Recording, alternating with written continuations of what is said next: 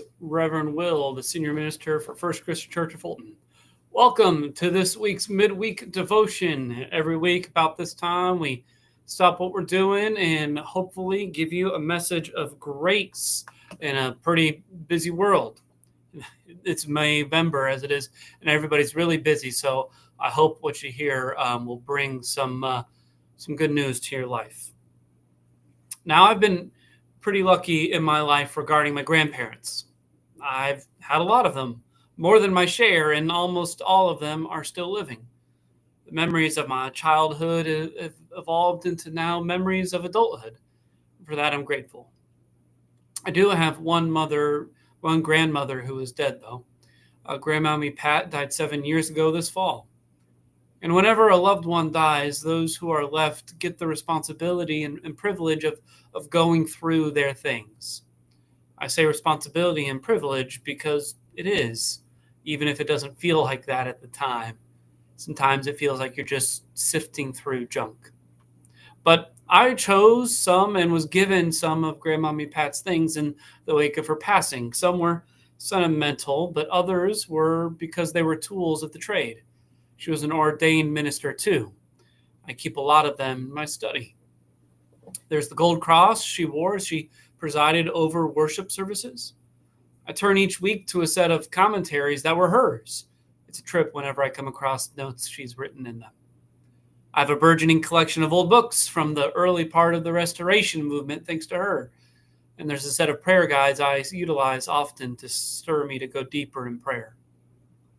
But one of my favorite things I received from Grandmommy Pat is her King James Bible. I have a cornucopia of Bibles. It's part of the deal when you're a pastor. You get a lot of them. But I treasure that one because it's the one she received as a child, a gift from Daddy and Mother she wrote in her Bible one Christmas. She made notes, highlighted, argued, and crossed things out in it. And you can tell it was a well-used one and well-loved one because the cover is long since gone. I hold that Bible and love that Bible because of the memories it stores. The time it was used for devotion, for study, for inspiration, for comfort, for hope. Whenever I get too deep into my head, I turn to her Bible to ground me. It connects me to something deeper. At least I feel that way. And I felt like I needed to do that this week. So I opened her Bible to read that golden oldie psalm that is probably best known and memorized in the King James Version, Psalm 23.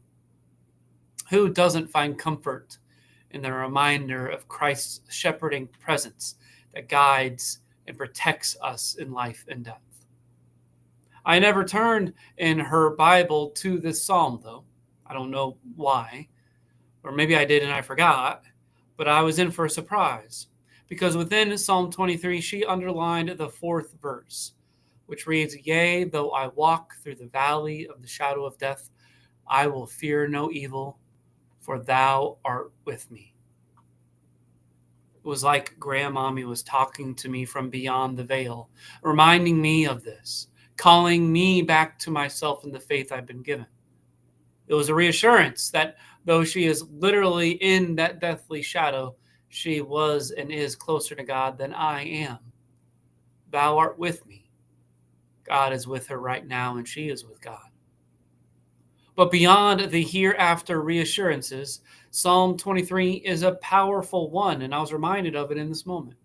It calls us to faith when we are forced to suffer the slings and arrows of a world that is not as it should be. We need not fear the valleys of the shadow of death where the pain is deep and the despair floods, because God walks with us. God will lead us through them one way or another in this life or the next. They will do their worst, and they will try to, but they won't put us outside of God's presence. The psalm is not saying that bad things won't happen, that sin and death can't or won't touch us. That would be some sort of pie in the sky glory story where God acts as a helicopter or snowplow parent, overprotecting us and pushing all obstacles out of the way. God doesn't do that. And the psalm isn't testifying to that either. King David, the attested author of Psalm 23, knew better than most with his history of self-made and other induced suffering that things happen in life. Bad things happen. No, the psalm is saying is that when we experience them, they aren't evidence that God has abandoned us. God is with us, maybe especially so when those things occur.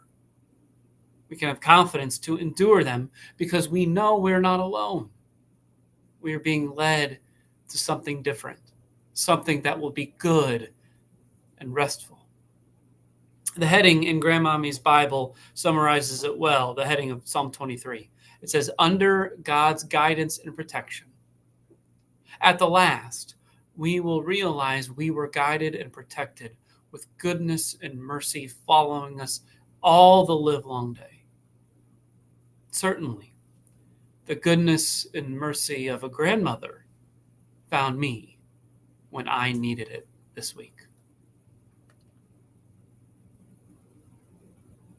Thanks for joining me for this week's Midweek Devotion.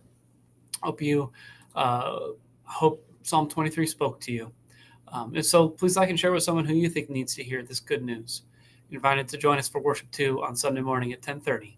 But if not, God be with you till we meet again.